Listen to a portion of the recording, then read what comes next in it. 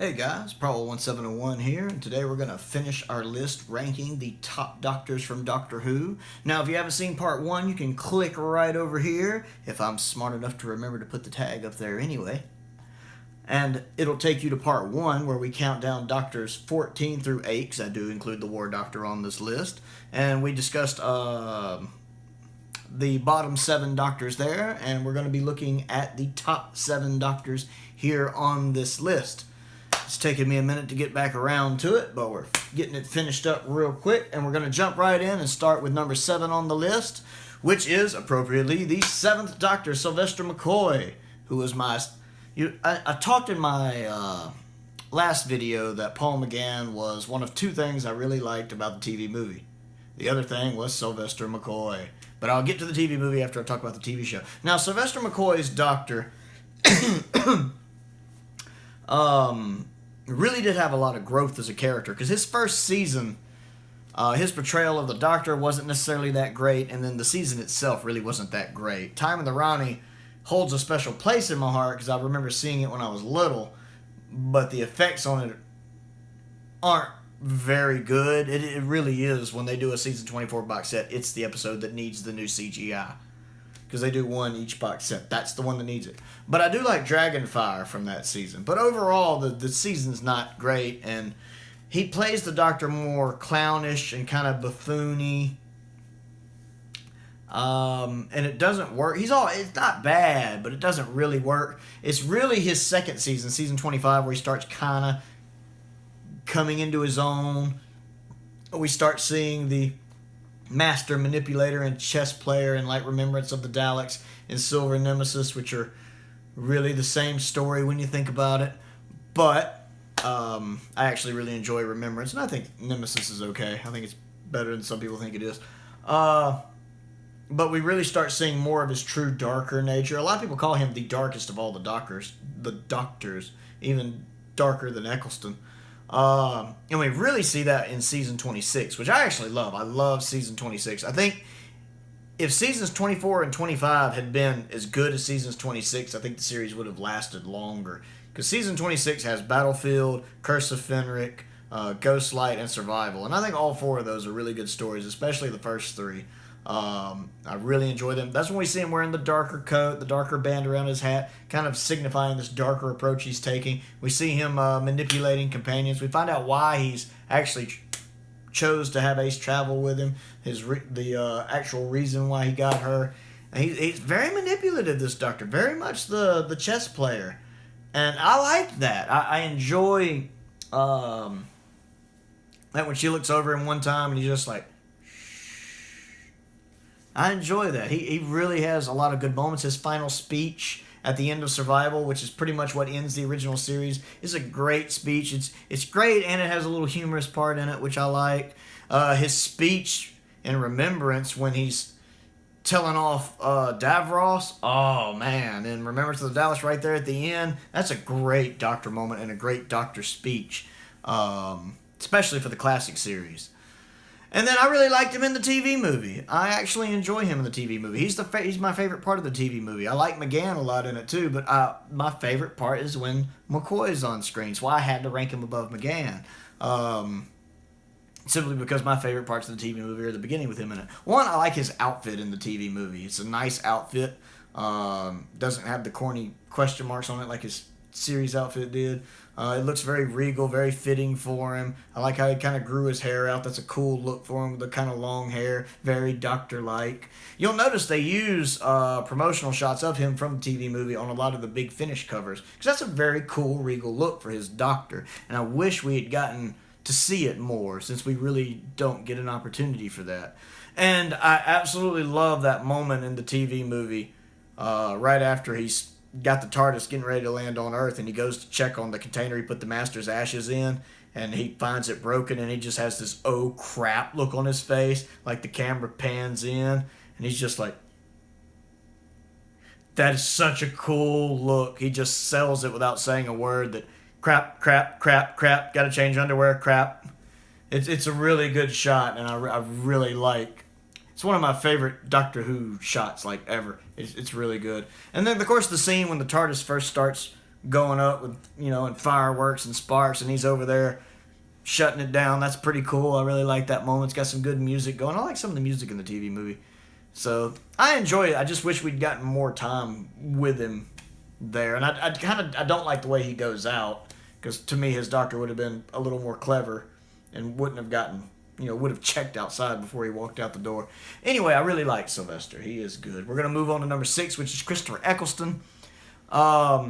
Who surprised me, because when I was originally conceiving this list, I didn't think he was going to be so high, especially beating out some of the classical doctors he had.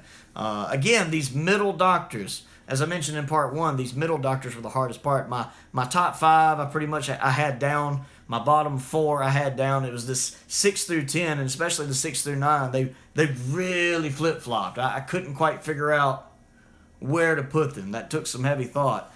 And I didn't realize Chris was going to be quite so high. But when I get to thinking about it, even though we don't get much time with him, we only get that one season, he's great in like every episode. I mean, I'm not saying every episode is great, but he's great in every episode. One of the things about having such a short run is, to me, there's never, like say Tom Baker. I love Tom Baker, but he has so many episodes. There's going to be a few bad ones in there. With Chris, he has such a short run that all of his episodes pop pretty well. Now, he has a couple that are slower than others. And I refuse to watch Unquiet Dead again. That episode terrifies the hell out of me. I don't know what it is about the way they make the zombie people look in it, but I won't watch it again. But it doesn't really have any episodes where I'm like, oh, that's awful. And he's good in all of them. He just nails it. I love, he's very much that kind of broken doctor suffering from the post-traumatic stress, and he sells that. He's a very angry doctor. He's a very dark doctor. This is the first doctor we got post-Time War. He's a different kind of doctor than the classic doctors, and even McGann's doctor. This doctor's seen some crap. He's been through some stuff, and he's a lot less patient. He's a little more standoffish, and we see a lot of that in him. The later, even the doctors after him aren't as bad, because they kind of healed a bit. But this doctor's still pretty raw. But I love his ability to snap back and forth between the comedy and the serious. You get sometimes that this is a doctor who's hurting a lot, who's trying to put on a happy face. Not necessarily as an actor. He's genuinely trying to be happy in adventure and enjoy himself. But he's got so many emotional scars he's grappling with that it does take some effort. That, and he has that awesome Tom Baker grin. He gets points for that. I love that scene in Rose with the Ferris wheel when something big round is transmitting, and something round, the Ferris wheel's right behind him, and she's pointing, looking at it, and he's just, what? What? Oh. I love that. That's hilarious. He has a lot of those moments where he's very amusing. And he really hit the ground running. I mean, literally hit the ground running. The way they introduced him just by catching Rose's hand, saying "run" and taking off was I think they learned a lesson from the TV movie, and that they really needed to hit the gate running. Rose is such a good episode to lead people into this new show, and that was a great way to bring Eccleston in. I also like that moment when he's like, "Oh, I'm the doctor, by the way. What's your name?" "Oh, Rose. It's nice to meet you, Rose. Run for your life." I love that. He's a darker doctor. He's a serious doctor, but he has these humorous moments, and his ability to flip between them really sells me on him. And I really enjoy him. And I always forget how much I like him until I go back and I start watching again. Like just a couple months ago, I'd watched a few episodes. Good Lord, it's probably about a year ago now. I'd watched some episodes when I got my steelbook of season 1 right there. And I'd forgotten just how much I really liked his doctor. And I wish we'd gotten longer with him, because most of the time, especially in the new series, a doctor doesn't really come into his own in the first season. It takes a little while to get him going. So I try to imagine where his doctor would have been and how awesome he would have been if we'd gotten the traditional 3 seasons they do. But even with 1 season, he was a good doctor. I doubt Christopher Eccleston will ever see this, but if you do, Christopher Eccleston, you were a great doctor, and the show wouldn't be where it is now without you helming that first season. Let's see. Oh yeah, now we're moving into my top 5. My top 5 are my awesome doctors, my holy grail doctors. These are my babies. I absolutely love these 5 doctors, and we're going to start off with number 5, Patrick Troughton. He's amazing. I love this little imp of a man. He's so good. He's so different from Hartnell. And you got to give Patrick credit for Because if he hadn't been able to pull this transition off, Doctor Who would have failed. But he does, even though he plays it so differently than the first Doctor. It works. The second Doctor's so much fun. He reminds me of Columbo. And I love Columbo. I have most of the series on DVD. I love Columbo. Where he acts, like he's kind of foolish. The way he dresses, like Columbo. People won't take him seriously, so they underestimate him. They don't realize he's actually paying attention to everything that's going on, and he's figuring this out. And he did this early on. I was watching the Power of the Daleks reconstruction. I love how everybody's worried. He's just playing his little recorder, not saying much. We're making little quips here and there, but secretly the wheels are turning. To me, he's the first Doctor to really, really introduce that. I do think a lot of what makes the Doctor is what Patrick brought to the table. He's the first one to really bring some of those qualities in. And he's so much fun. You can tell, to me, that I've always heard Patrick Troughton was very mischievous. He liked to joke, always had a little mischievous glint in his eye, and he liked to improv lines, and that really shines through to his Doctor. He really does have touching moments, of course, like in Tomb of the Cybermen, when he makes great speeches. His speech to the Time Lords at the end of the War Games, they're attacking against everything that we believe in. They must be fought. That's a great speech. It's a Doctor fighting for what he believes in, And I enjoy that, and I love him in the Three Doctors. The fact him and the third Doctor don't get along. One of my favorite scenes in Doctor Who history is when the second Doctor first shows up to the TARDIS, and the third Doctor and the second Doctor aren't getting along. And I know John was very much a read what's on the page, what's in the script, where Patrick liked to improv the lines, and it drove John crazy. And I love that bit about I am he is me, and Joe's like, we are together, cuckoo, cuckoo. What's that? It's a song by the Beatles. And Patrick's like, oh, how's it go? And he starts to play his recorder. And John's like, oh, be quiet. So Patrick's so much fun. I always enjoy watching him. I hate that so many of his stories are missing, but I love that we're at least getting a lot of them back with animation. I hope we get Evil of the Daleks sometime. Moving up to number 4. My number 3 and my number 4 are very close, and it took me a minute to really figure them out. But my number 4 I'm placing as Matt Smith. Matt is a fun Doctor. Matt is one where he has a very hard interior, though, and you see that. And I liked him from the get-go. I think he actually did hit the ground running, very much like a classic Doctor from his first episode. And I do think his first episode is his best episode. And I also think the 11th Hour is probably my favorite episode for a first Doctor to have, like a newly regenerated Doctor. I like it slightly better than Robot, because I like Robot a lot. It's a lot of fun. But he hits the ground running. And this is a Doctor, you can tell, Smith is very good, especially for his young age, when he took on this role of, sometimes he seems like the young man, and sometimes you can tell he's the old man in a young man's body. You can see it in the eyes that he's been around a while, and you get it the way he talks, that while he's a fun Doctor and he'd be great to hang out with, other times he's someone you don't want to screw with. Like in A Good Man Goes to War, when he's telling the guy, I want them to call you Captain Runaway. If it's worth it to mess with my friend, all that. He really does have these moments where he can be a scary man. I've heard Capaldi described as someone who has a hard exterior, soft interior, and Smith is very much a soft exterior, hard interior. He's a lot of fun. I love his outfit. It reminds me of Patrick's. And yeah, he's a good Doctor. I liked him. I don't really know what else to say. He's ranked number 4 on my list for a reason. I'm going to go ahead and move on to number 3, which is John Pertwee. How appropriate. I just recently got through watching season 10. It did come in, which I already have all of season 10 on DVD anyway. But it was nice to be able to watch it in Blu-ray. It actually looks really nice. John's very much the action Doctor, the James Bond Doctor, the gadget Doctor. I've never seen a Doctor who has quite the love of gadgets that he does. That's why I like the fact his sonic screwdriver is on the cover. I remember in the episode, The Girl in the Fireplace with Tennant, when he first pulls the mask off the little winding robots, and he sees the robot, and he's like, oh, look at you. I was like, your 3 is showing. Because he's very much the gadget Doctor. And I think considering John, a lot of his tenure, he had to be exiled on Earth. I still think that era of the show is so good. You have good supporting cast, a good doctor, a good writer, good producers, good directors. It really is the start of the golden era. I do consider that and Tom's run, especially the first half of Tom's run, to be the golden era of the show and the best era of the show. And John did 5 seasons, and they're all great seasons with great episodes, Inferno being my personal favorite.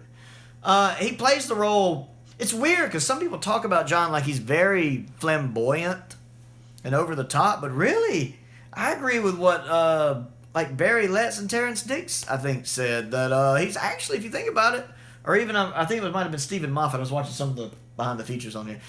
John's really the most serious doctor, if you think about it. I know he dresses a little extravagantly, but the doctor always, or especially in the classic series, has a very eccentric dress sense. But he's very serious. He plays the role very straight.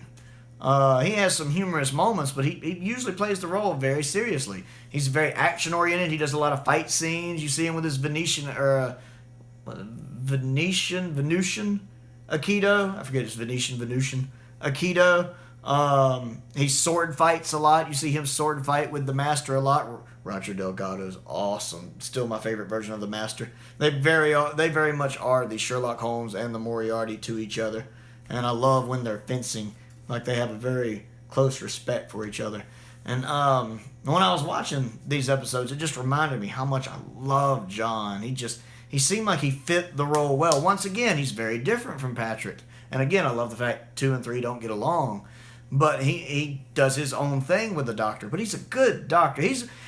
Most people, when they think, especially New Who fans, when they think about the classic series, they think about Tom Baker. He's kind of the Doctor people think about just when they think about the classic series.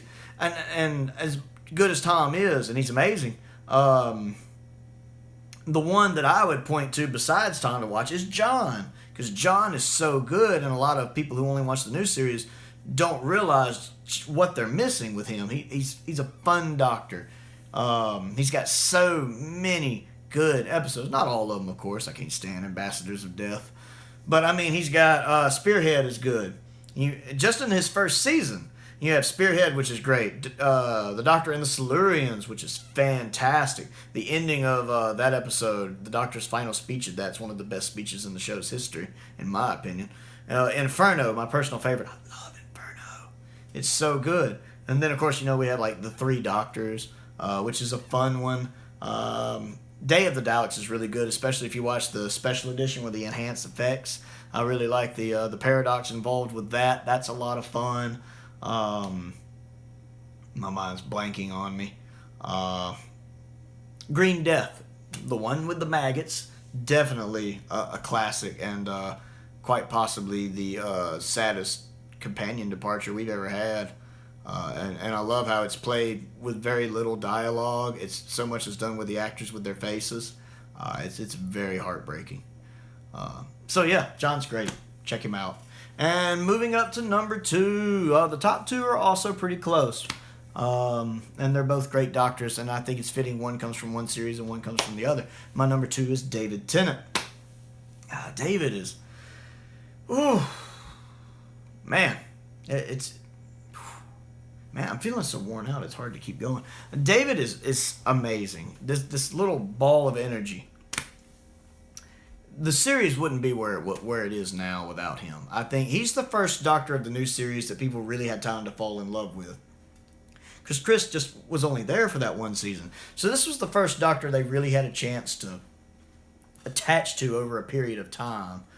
And it's one of the reasons why I know some people have issues with End of Time, with his regeneration being so drawn out. I actually enjoy it because I feel like his Doctor earned it. The long Lord of the Rings like goodbyes and him being upset about changing. If it had been any other Doctor, I might have had issues, but his Doctor, I think, really earned it since he did play the role for over 4 years. I felt like his Doctor earned it. He was the first one people had really attached to, and I think it really did break a lot of people when he regenerated. Even I was upset, and I knew it was going to happen eventually. But his Doctor's so much fun. He's very human. He's a very human Doctor. Very emotional. He gets sad a lot. He does do the kind of starry face thing. I will admit, he's a Doctor that some people do outgrow. I've heard people describe them that he was their favorite when they were younger, and then they kind of outgrew him. I can get that. He does have that kind of trope. Although he's a good actor, he's very good at acting with his face, so he's very good at looking upset and sad. But a lot of times we get that, the Time War, I'm sad. That does happen a lot. But when it calls for it, he can do action. He can do brainy. He always knows he's the smartest one in the room, much like my number one choice. I love when he's talking to the guy who created the Cybermen in the alternate universe. I'd say you're a genius, but I'm in the room. I love that. A little bit with the brainy glasses when he's doing the techno-babble talk. But he always seems like a doctor that's having fun, too. Well, not always, but usually having fun. He is a fun doctor, and Doctor Who wouldn't be where it is now without him. And I always enjoy watching his Doctor and watching David and other stuff. Man, his Purple Man and Jessica Jones, amazing. And I really liked him in Fright Night as well, and I still need to watch Good Omens. But, if people want a good Doctor to start with, I would say start with season 1 and watch Eccleston. But, if you could only pick one Doctor to watch from the new series, it's Tennant. He had good writing, too. The Russell era was so good. He had such good writing, so many good classic episodes. It's hard for me to pick a favorite. School Reunion is really high up there, though. Him and Elizabeth Sladen really do play very well, that even though she's acting opposite a different incarnation of the Doctor, you get that these are two characters who are very close, very intertwined, and you'd almost swear that David Tennant was playing the Doctor back in the 70s with her. It's so well done. And I just ramble at this point about how much of a David Tennant fanboy I am. Moving on to number 1, and there can only be one number 1 because, my God, this man was just born to play this role. Number 1 has to be Tom Baker. Oh, I love Tom Baker so much. That man is the Doctor. There's a lot of people who are the Doctor, but when you hear people say the Doctor, when the "the" is in all caps, it has to be Tom Baker. He ticks all the Doctor Who boxes for me. He really is. He is, when I think about Doctor Who, say I overhear somebody mention Doctor Who, or I just hear Doctor Who on the radio, TV, whatever, the first image pops in my head is Tom Baker. And to me, that's your quintessential Doctor for you. The first person you think about when you think about Doctor Who, the first one that pops in your head is your Doctor. And for me, it's always Tom Baker. It's always the scarf. And I love him. For me, he's the model to which all the other Doctors are measured. He's the gold standard. All Doctors are measured against Tom Baker. He is so good. He's another one of those. He always knows he's the smartest one in the room. And he, most of the time, will let you know it. Sometimes not. He'll play the fool. He's much like the second Doctor. He's very good at playing the fool, like in City of Death, my favorite Doctor Who episode of all time. He's playing the fool. I like that. Why would he be watching me, Doctor? And, well, you're a beautiful woman, probably. I love that line. You're a beautiful woman, probably. Doctor, who sent you? Who sent me what? I love that whole scene. That could be my favorite scene in Doctor Who history. It's such a good scene. I just love him. He's funny. His bit with jelly babies. I don't know. And I get very much that he really is just Tom Baker being Tom Baker. But that's not a bad thing. Tom Baker is such a unique individual. There is only one Tom Baker. And I don't care if this planet lasts another 100 million, billion years, there will never be another Tom Baker. He is a unique individual. Even more so, I think, than most people. I love watching interviews with that man. And the outfit, the scarf, he had such good writing going on, especially his first 3 or 4 seasons. But even his other seasons had great episodes. City of Death is from his 6th season. Shada comes from that season. I really enjoy Shada. And while he has some weaker episodes later on, Horns of 9 Months sucks. And he has a couple others I could do without. Magloss doesn't do much for me. But he still has good ones like State of Decay in his final season. I love State of Decay. It's a great episode. Running around with his jelly babies. If there was a Doctor I could travel with in the TARDIS, it would probably be Tom Baker. I just love how he plays that role. I'm definitely a Tom Baker fanboy. So those are my favorite Doctors. Tom definitely number 1. There's a reason why. I know a lot of people who watch the new series are Tennant fans, Smith fans, Capaldi fans, but you don't understand what you're missing if you've never watched Tom Baker. That's why it was such a big deal when he came back in the Day of the Doctor when he cameoed at the end. It really was a big thrill for us old school fans. As soon as I heard his voice, I knew it was him, and I was so happy. He is amazing. There's a reason why we rave about Tom Baker. He is so good. He has so many good seasons. Season 12 could be the best season of the show's entire history, new and old. It's so good. He's a doctor. He also has good speeches, and season 12 has Genesis of the Daleks in it, which is one of the best Doctor Who stories ever written. And I think it's probably my second favorite Dalek story. I do like Dalek from the new series a lot. But he has a speech in it. The "Do I Have the Right" speech in it. That is, it's one of the Doctor's most defining moments ever. It's probably the Fourth Doctor's most defining moment, but I will easily say it's one of the most defining moments the character has ever had. It's a great speech and a great moment. If you haven't watched Genesis of the Daleks, watch Genesis of the Daleks. So anyway, I'm Prowl1701. This has been me ranking my top Doctors from least to best. Click the like button, click the subscribe button, and check out my main channel, Prowl1701, PROWL1701, where I mostly review lightsaber replicas, and most importantly, thank you for watching. Thank you for sitting through my rambling. Have a good day.